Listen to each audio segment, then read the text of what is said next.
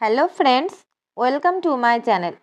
আজকে আমি তোমাদের সঙ্গে শেয়ার করব তোমাদের সুবিধার্থে আমি একটা ক্লাস ওপেন করেছি, যেখানে কিন্তু আজ থেকে 20টা ক্লাস আমি করাবো, যেখানে তোমাদের গুরুত্বপূর্ণ অর্থাৎ সামনের তোমাদের যাদের অঙ্গনওয়াড়ি কর্মী এবং সহায়িকা পরীক্ষা রয়েছে তাকে কেন্দ্র করে এবং সেই সংক্রান্ত কিছু প্রিভিয়াস ইয়ারের প্রশ্ন নিয়ে আমি তোমাদের ভিডিওর মাধ্যমে আলোচনা করে সেখানে কিছু প্রশ্নোত্তর আলোচনা করব এবং সেখানে তোমাদের ডিটেলসটাও শেয়ার করব।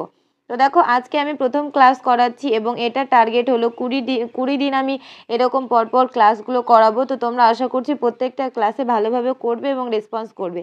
তো দেখো, সামনের আগত অঙ্গনওয়াড়ি কর্মী ও সহায়িকা পরীক্ষাকে কেন্দ্র করে আজকের কিছু গুরুত্বপূর্ণ প্রশ্নোত্তর এবং এর মাঝে কিন্তু কিছু প্রিভিয়াস ইয়ারেরও প্রশ্ন উত্তর আছে, সেগুলো কিন্তু তোমরা দেখতেই পাবে।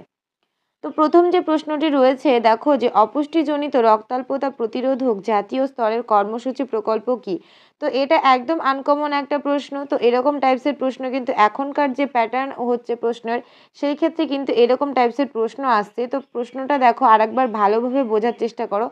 অপুষ্টিজনিত রক্তাল্পতা প্রতিরোধক জাতীয় স্তরের কর্মসূচি প্রকল্প, অর্থাৎ অপুষ্ট বা অপুষ্টজনিত যে রক্তাল্পতার রোগ হয় সেটাকে প্রতিরোধ করার জন্য জাতীয় স্তর থেকে কী প্রকল্প বা কী কর্মসূচি গ্রহণ করা হয়েছে সেটি সম্পর্কিত এখানে প্রশ্ন রয়েছে এবং সেটার অ্যান্সার জানতে চাওয়া হয়েছে।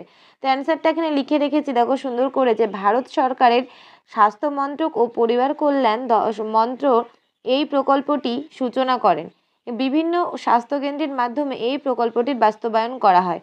তো বুঝতে পারছো, এটা ভারত সরকার এবং স্বাস্থ্য মন্ত্রক এবং পরিবার কল্যাণ দপ্তরের থেকে এই যে প্রকল্পটি সেটি চালু করা হয় এবং বিভিন্ন স্বাস্থ্যকেন্দ্রের মাধ্যমে কিন্তু এই প্রকল্পটির বাস্তবায়ন করা হয়। নেক্সট যে প্রশ্নটা দেখো, এই প্রকল্পের উদ্দেশ্য কি। তো আমরা তো প্রকল্পটা কিসের জন্য সেটা জানলাম, বাট এই যে প্রকল্পটা এটা কিসের জন্য লঞ্চ করা হয়েছে এবং অর্থাৎ কি উদ্দেশ্য নিয়ে বা কি কারণ নিয়ে এই প্রকল্পটা লঞ্চ করা হয়েছে সেটি সম্পর্কে এবার জেনে নেব।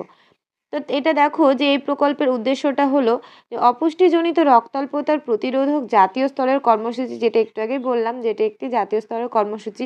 আর এখানে কিন্তু দেখো গর্ভবতী মহিলাদের এবং 12 বছর পর্যন্ত বয়সের শিশুদের পুষ্টির অভাবজনিত রক্তাল্পতা দূর করা হয়। অর্থাৎ এটুকু তোমাদের কাছে ক্লিয়ার হলো যে অপুষ্টিজনিত রক্তাল্পতা প্রতিরোধক বলতে এখানে আমরা কাদেরকে এখানে অ্যাটাচ করি বা কাদেরকে আমরা এখানে বেনিফিটস দিয়ে থাকি। তো এখানে হলো গর্ভবতী মহিলা এবং 12 বছর পর্যন্ত যে শিশুরা রয়েছে যারা অপুষ্টিতে ভুগছে তাদের কিন্তু অর্থাৎ তাদের যেন পুষ্টির অভাব না হয়, সেই ক্ষেত্রে তাদের রক্তাল্পতা দূরীকরণের জন্য এই প্রকল্পটি চালু করা হয়েছে।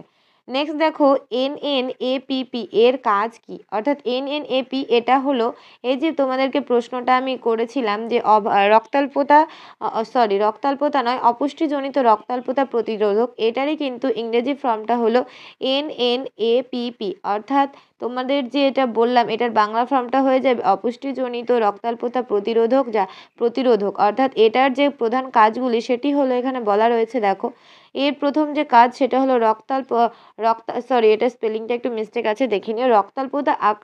রক্তাল্পতাতে আক্রান্ত সমস্ত শিশু ও গর্ভবতী মহিলাদের শনাক্তকরণ করা। অর্থাৎ যে গর্ভবতী মহিলারা এবং যেখানে একটু আগে বললাম যে 12 বছরের আন্ডারে যে শিশুরা রয়েছে তাদের এবং গর্ভবতী মহিলাদের শনাক্ত করা, যারা রক্তাল্পতাতে বা অপুষ্টিতে ভুগছে তাদেরকে শনাক্ত করা।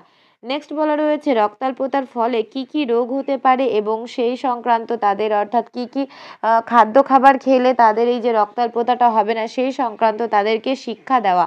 অর্থাৎ রক্তাল্পতার ফলে কি রোগ হতে পারে এবং বিভিন্ন পুষ্টিকর খাদ্য সামগ্রী সম্পর্কে বলা যা তাদের এই রোগ থেকে দূরে রাখতে পারে। অর্থাৎ বিভিন্ন খাদ্য সামগ্রী বা শাকসবজি সম্পর্কে বলা যেগুলো খেলে তাদের রক্তাল্পতা রোগটি হবে না। 3 নম্বরে বলা রয়েছে মহিলা ও শিশুদের আয়রন ও ফলিক অ্যাসিড ট্যাবলেট খাওয়ানো, যেটা বিভিন্ন রকমের স্বাস্থ্যকেন্দ্র বা উপস্বাস্থ্য কেন্দ্র থেকে দেওয়া হয়ে থাকে। 4 নম্বর প্রশ্নটা দেখো, প্রোটিন শক্তি অপুষ্টি বলতে কি বোঝো। তো এই প্রশ্নটা তোমাদের অনেকের কাছে আনকমন মনে হতে পারে। তো যাদের সামনে এক্সাম রয়েছে তারা কিন্তু এই প্রশ্নগুলো তোমরা খাতায় খুব সুন্দরভাবে লিখে নেবে, কারণ এক একটা প্রশ্ন কিন্তু অনেক যে জেলার প্রিভিয়াস ইয়ার থেকে কিন্তু তোলা প্রশ্ন। তো দেখো, শিশুদের খাদ্যে প্রোটিনের অভাব, শক্তির অভাব অথবা প্রোটিন ও শক্তি উভয়েরই অভাবের ফলে যে অপুষ্টিজনিত সমস্যা তৈরি হয় তাকেই বলে প্রোটিন শক্তি অপুষ্টি বা PEM। অর্থাৎ P for protein, E for energy, M for এখানে মেজারমেন্ট বলা হচ্ছে, অর্থাৎ যে মিসইউজ বলা হচ্ছে সেটা। তো দেখো এখানে বলা হচ্ছে যে শিশুদের অর্থাৎ শিশুদের বিভিন্ন রকমের প্রোটিনের অভাব হয়ে থাকতে পারে বা শক্তির অভাব হয়ে থাকতে পারে, বা প্রোটিন এবং শক্তি দুটোরই যখন অভাব হয় এবং সেই অভাবের ফলে যে রোগটা বা যে সমস্যাটার সৃষ্টি হয় তাকেই আমরা বলে থাকি প্রোটিন শক্তি অপুষ্টি। আশা করছি বুঝতে পারছো এবং তোমাদের ক্লাসটা ভালো লাগছে। তো ভালো লাগলে কিন্তু ক্লাসটা অবশ্যই লাইক করে দেবে এবং চ্যানেল দিয়ে নতুন হয়ে থাকলে কিন্তু সাবস্ক্রাইব করে পাশে থাকা বেল আইকনটি প্রেস করে রাখবে। 5 নম্বর প্রশ্ন দেখো, তার আগে বলি তোমাদের কিন্তু এখানে আমি হোমওয়ার্কও রেখেছি, তোমরা ভিডিও শেষ পর্যন্ত দেখতে থাকো এবং শেষ পর্যন্ত কিন্তু তোমার যে হোমওয়ার্কটা রয়েছে সেটা হয়তো অনেকেই পারবে, তোমরা কিন্তু কমেন্ট বক্সে তোমাদের অ্যান্সারটা জানিয়ে যাবে। নেক্সট প্রশ্ন দেখো, অপুষ্টি প্রতিরোধে WHO অর্থাৎ হু এবং FAO এর নির্দেশিকা কি কি রয়েছে, অর্থাৎ যারা অপুষ্টিতে ভুগছে তাদের প্রতিরোধের জন্য হু এর পক্ষ থেকে কি কি পদক্ষেপ গ্রহণ করা হয়েছে। প্রথম যে পদক্ষেপটা সেটা দেখো, শিশুর অপুষ্টির জন্য তার মাকে যথাযথ শিক্ষা দিতে হবে। অর্থাৎ এটা জানো যে একটা বাচ্চার কিন্তু ভবিষ্যৎ অনেকটা মায়ের হাতে নির্ভর করে, কারণ মা যদি শক্তপোক্ত না হয় তাহলে কিন্তু সেই ক্ষেত্রে শিশু শক্তপোক্ত বা সুপুষ্টি বা মানে সুপুষ্ট বা পুষ্ট না হতে পারে। তো সেই জন্য মাকে বা সন্তানের মাকে বা গার্জেনকে কিন্তু শিক্ষা দিতে হবে যে শিশুর কী কী খেলে পুষ্টি ঠিকঠাক হবে বা কী কী খাওয়াতে হবে যাতে তাদের পুষ্টিটা বা গ্রোথটা ঠিকঠাক হয়।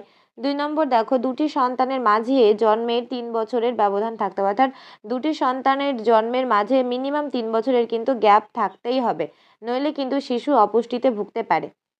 তারপর 3 নম্বর পয়েন্ট রয়েছে দেখো, নির্দিষ্ট সময় অন্তর সকলের স্বাস্থ্য পরীক্ষা করতে হবে, অর্থাৎ প্রত্যেক বছরে না পারলেও কিন্তু 2 বছর অন্তর বা 1.5 বছর অন্তর কিন্তু একজনের বা ফ্যামিলিতে যতজন রয়েছে তাদের অল বডি চেক আপ বা স্বাস্থ্য সম্পর্কে কিন্তু সচেতনতা বা পরীক্ষা করে নেওয়া উচিত।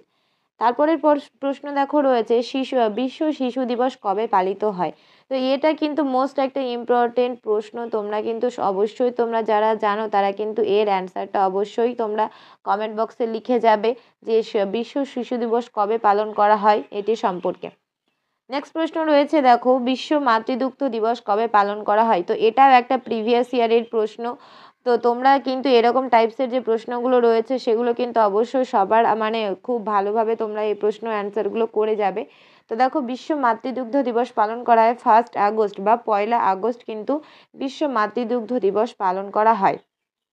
আর এই 1 আগস্ট থেকে কিন্তু 7 আগস্ট পর্যন্ত যে মাতৃদুগ্ধ সপ্তাহ সেটা কিন্তু পালন করা হয় 1 আগস্ট থেকে 7ই আগস্ট পর্যন্ত। 8 নম্বর প্রশ্ন রয়েছে দেখো, একটি সুস্থ নবজাতক শিশুর ওজন কতটা হওয়া উচিত। তো এটাও কিন্তু একটা প্রিভিয়াস ইয়ারের প্রশ্ন। তো এরকম টাইপসের প্রশ্নগুলো কিন্তু খুব করে আসছে, তোমরা কিন্তু খুব ভালোভাবে এই প্রশ্নগুলো বা এই টাইপসগুলো দেখে যাবে। আর আমি নেক্সট ক্লাসে আরও কিছু প্রিভিয়াস ইয়ারের প্রশ্ন তো তোমাদের সঙ্গে আলোচনা করে দেব। তো দেখো 8 নম্বর যে প্রশ্নটা ছিল, একজন সুস্থ নবজাতক শিশুর ওজন কতটা হওয়া উচিত। তো এটার অ্যান্সার হয়ে যাবে 2 কেজি 600 বা 2600 থেকে 3400 গ্রাম, অর্থাৎ 2 কিলো 600 থেকে 3 কিলো 400-র মধ্যে যদি ওজন হয় একটা নবজাতক শিশুর, তখন কিন্তু আমরা বলবো যে শিশুটা স্বাভাবিক রয়েছে বা সুস্থ স্বাভাবিক রয়েছে। আর এই যে 2 কেজি 600 বা 2600 গ্রামের নিচে যদি বাচ্চার ওজন হয় সেক্ষেত্রে আমরা বলতে পারি যে বাচ্চাটা কিন্তু অপুষ্ট রয়েছে বা বাচ্চাটার পুষ্টি বা বাচ্চাটার যে বাচ্চাটা সুস্থ স্বাভাবিক নয় সেটা আমরা বলতে পারি। তারপরে বা সেটাকে আমরা লাল বাচ্চাও বলতে পারি। তো লাল বাচ্চার ক্ষেত্রে এটা এই ডেফিনেশনটাও তোমরা ইউজ করতে পারো যে 2 কেজি 600 বা 2600 গ্রামের নিচে যেসব শিশুর ওজন হয়ে থাকে, নবজাতক শিশুর ওজন, তাদেরকে মূলত আমরা লাল বাচ্চা বলে থাকি। দেখো 9 নম্বর একটা প্রশ্ন রয়েছে যে একজন মাতৃদুগ্ধ প্রদানকারী নারীর প্রত্যহ কত পরিমাণ প্রোটিন প্রয়োজন। তো এটাও একটা প্রিভিয়াস ইয়ারের প্রশ্ন। তো আবারও তোমাদেরকে বলছি, প্রিভিয়াস ইয়ার থেকে তোমরা কিন্তু অনেকগুলো প্রশ্ন করে যাবে। ইভেন প্রত্যেকটা জেলার যদি তোমাদের প্রিভিয়াস ইয়ারের প্রশ্নের প্রয়োজন হয় অবশ্যই জানিও। তো দেখো, একজন মাতৃদুগ্ধ প্রদানকারী নারীর প্রত্যহ যে প্রোটিনের পরিমাণ, এখানে কিন্তু অনেক কিছু রয়েছে, প্রোটিন রয়েছে, শর্করা রয়েছে, ভিটামিনস, ক্যালসিয়াম, সব কিছুরই একটা একটা আলাদা পরিমাণ রয়েছে। তো এক্ষেত্রে প্রোটিনটাকে বলা রয়েছে, তো প্রোটিনটা হবে 65 গ্রাম কিন্তু একজন মাতৃদুগ্ধ অর্থাৎ স্তনদানকারী বা ল্যাকটেটিং মাদারের কিন্তু প্রতিনিয়ত বা প্রত্যেক দিন কিন্তু এই যে 65 গ্রাম প্রোটিনের প্রয়োজন রয়েছে। 10 নম্বর এবং লাস্ট প্রশ্ন দেখো, তোমাদের যদি ভিডিওটি ভালো লাগে অবশ্যই কিন্তু ভিডিওটি লাইক করবে, আবারও বলছি। তো দেখো 10 নম্বর যে এবং আজকে সেশনের লাস্ট প্রশ্ন, অর্থাৎ আমি এরকম ছোট ছোট তোমাদের অর্থাৎ 10টা করে কোশ্চেন নিয়ে আসবো। তো আজকের প্রথম ক্লাসের শেষ প্রশ্ন দেখো রয়েছে, গর্ভবতী অবস্থায় দৈনিক কত পরিমাণ ভিটামিন এ প্রয়োজন, অর্থাৎ একজন গর্ভবতী মহিলার ভিটামিন ই অর্থাৎ ভিটামিন ই এর যে প্রয়োজনীয়তা সেটা কতটা পরিমাণ বা দৈনিক অর্থাৎ পার ডে হিসেবে তার কতটা পরিমাণ রয়েছে। তো সেটা হবে পার ডে হিসেবে 12 গ্রাম অ্যান্সার হয়ে যাবে। তো আজকের সেশনের প্রশ্নগুলো যদি তোমাদের অবশ্যই ভালো লেগে থাকে অবশ্যই জানিও। আর তোমাদের পিডিএফটি যদি প্রয়োজন হয় সেটাও কিন্তু অবশ্যই জানিও, কারণ আমি এখান থেকে তোমাদের তাহলে টেলিগ্রামে পিডিএফটি শেয়ার করে দেবো, সেখান থেকে তোমরা পেয়ে যাবে। তো আজকের ক্লাস এখানেই শেষ করছি। নেক্সট ক্লাসে আবার নিত্য নতুন বা প্রিভিয়াস ইয়ারের প্রশ্ন নিয়ে আবার তোমাদের সঙ্গে আলোচনা করব। Thanks for watching.